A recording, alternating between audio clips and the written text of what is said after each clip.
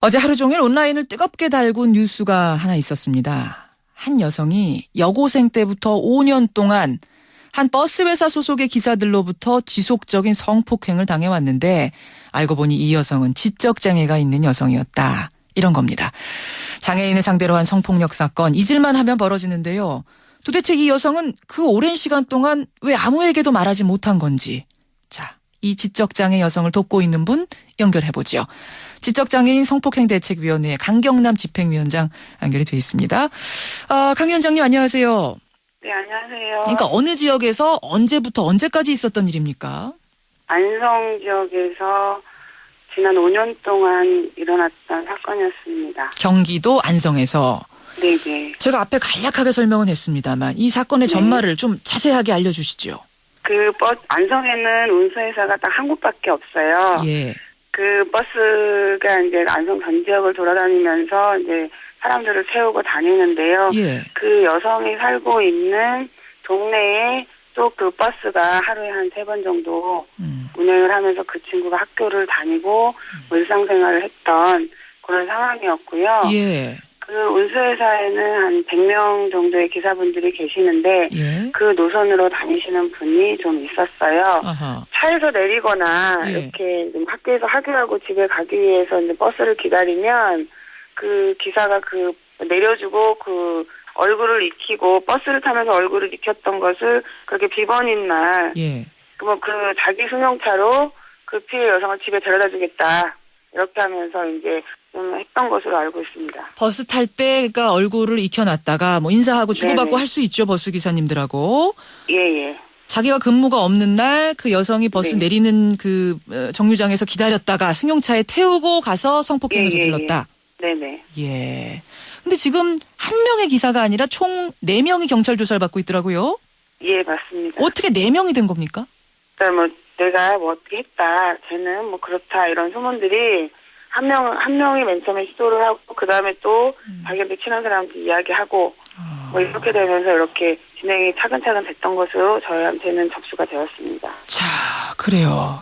그 여고생이 지적 장애라고 하던데 그러니까 어느 정도나 심한 장애입니까? 대충 10세에서 13세 수준으로 초등학교 수준 정도 될 것 같습니다. 초등학생 10세에서 13세 수준의 지적 장애. 예, 예. 근데 겉으로 볼 때는 크게 안 느껴지나요? 그 가해자들을 저희가 만났고요. 주변 사람들을 만났을 때 예. 이야기를 좀 해보면 예. 좀 다르구나라고 좀 알고 있고 실제로 이렇게 생활하는 데에는 그렇게 큰 불편은 없었던 것으로 알고 있습니다. 그러니까 일반 학교에 혼자 버스 타고 통학을 했던 거예요. 예, 맞아요. 하지만 이야기를 나눠보면 지적장애가 있구나라는 걸 충분히 느낄 수 있을 정도고. 네네네. 예. 예, 맞습니다. 근데 아무리 지적장애라 하더라도 이렇게 일이 오래 지속이 됐으면 누군가에게 얘기를 할 법한데 그 5년 동안 가족들도 그 사실을 몰랐다는 거 이거 언뜻 이해하기 어려운데요. 가해자들 대부분이 50대 이상이고요. 예. 가정생활을 하고 있고 그 나이 또래 자식들이 있었어요. 예. 그리고 그 피해 여성한테 말하면 소문내겠다. 소문내겠다. 가만두지 않겠다 이런 식의 언어적인 협박을 했기 때문에 이것이 가능했고요.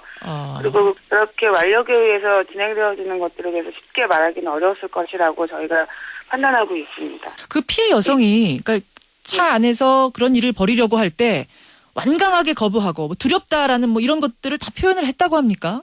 자기는 싫었고 무서웠다라고 이야기를 해요. 근데 그 좁은 차 안에서 예. 너 나랑 이거 할래라고 이야기했을 때 답변을 할 수가 없었다고 이야기해요. 너무 무서워서. 예. 그리고 자기가 아니라고 이야기하면 예.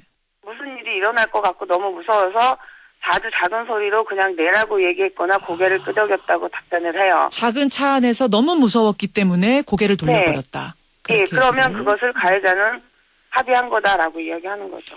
그 아저씨들의 모습을 어떻게 기억하고 있어요? 뭐 어떤 모습으로 묘사한다든지 뭐 이런 것 혹시 있습니까?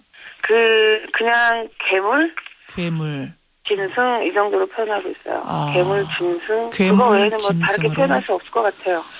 알겠습니다. 지금 경찰 수사가 시작이 되니까 해당 기사들은 이렇게 말합니다. 네. 성폭행 아니다. 성관계는 맺었지만 이건 강제가 아니라 합의에 의한 거고 피해자가 지적 장애인인지 어떤지도 우리는 몰랐다. 이렇게 얘기를 해요. 사귄 거다 말하자면. 어떻게 생각하세요? 예, 뭐 그 내용 뭐 수사를 통해서 밝혀지겠고 저희가 이제 그 추가 조사한 자료를 9월 7일 경찰에 넘겼고요. 예. 뭐 이번 사건 매번 겪는 거지만 언제나 혐의를 부인하는 것부터 시작을 해요. 그리고 저희하고 조사 그 상담 과정에서 가해자 한 분은 이미 그 내용을 인지하고 있었던 것으로 판단되어지고요. 지적 장애라는 것도 확실히 인지하고 있었고. 예, 인지하고 있었고요. 예. 대부분 지적 장애인에 대한 이 가해자들이 하는 이야기들 중에 보면 예.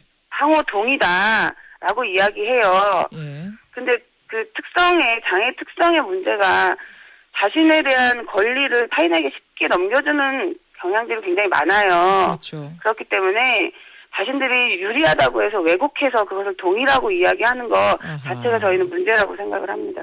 예. 지금 이 피해 여성 나이가 23이네요. 네. 어떻게 지내고 있습니까? 많이 안 좋은 상태인 거는 분명하고요. 심리적 불안 상태, 그다음에 그 정신과 치료를 받고 있는데 예. 아직까지도 가해자들에 대한 불안이나 공포가 굉장히 커요. 지금도. 지금 그 동네가 굉장히 좁고요. 예. 가구 수가 몇 개 안 돼요. 예. 그 상황에서 이제 막 취재하겠다고 취재하겠다고. 예, 언론사들이 막 카메라 가지고 오시고 막 이러시니까 예. 그 피해자하고 그 가족분들이 더 많이 놀라서 이렇게 구석으로 계속 숨어 들어가고 계셔요. 2차 피해가 나타나고 있군요. 또 이 세상에 알려지면서. 예. 그래서 저희가 사실은 이 사건은 가해자는 정말 처벌을 받아야 마땅한데요. 예. 예, 피해자를 보호하는 것도 굉장히 중요하다는 것을 예. 이 시간을 들어서 꼭 말씀을 드리고 싶네요. 그 가족분들 이 뒤늦게 딸이 이런 일을 당했다는 거 알고 나서 얼마나 놀라셨을까 싶은데 가족들은 뭐라고 하세요? 저희가 만나봤을 때 매우 좀 흥분 상태이셨고요. 따님이 자면서 이렇게 헛소리를 계속 하셨어요. 잠꼬대하고 헛소리하고 그랬다고요? 예, 뭐 죽고 싶다고 하면서 자꾸 뛰쳐나가고 울고. 예. 이런 사건이면서 이제 아버님이 무슨 일이냐라고 물어보면서 이 사건인데 아버님이 알게 된 사건이고요. 그렇군요. 잠꼬대하고 뭐 이런 딸 보면서 네네. 이상하다는 생각은 하셨고 부모들도 예. 지금 굉장히 분노하고 계시고요. 예. 알겠습니다. 참 잊을만 하면 이런 일이 계속 터지는데 이 지적장애인을 대상으로 한 성범죄 당장 할 수 있는 건 뭘까요? 그 작년 13년도에 보면 그 장애인 성폭행 유형을 좀 저희가 살펴봤는데요. 예. 그 100% 그 1673명 중에서 지적장애가 73%를 차지하고 있어요. 1227명으로.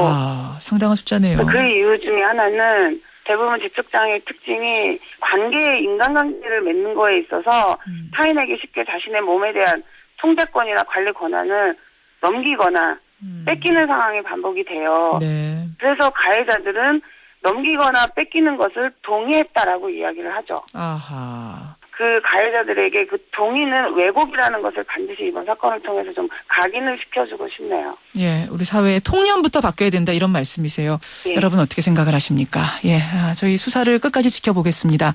오늘 말씀 고맙습니다. 네, 감사합니다. 예, 지적장애인 성폭행대책위원회 강경남 집행위원장이었습니다.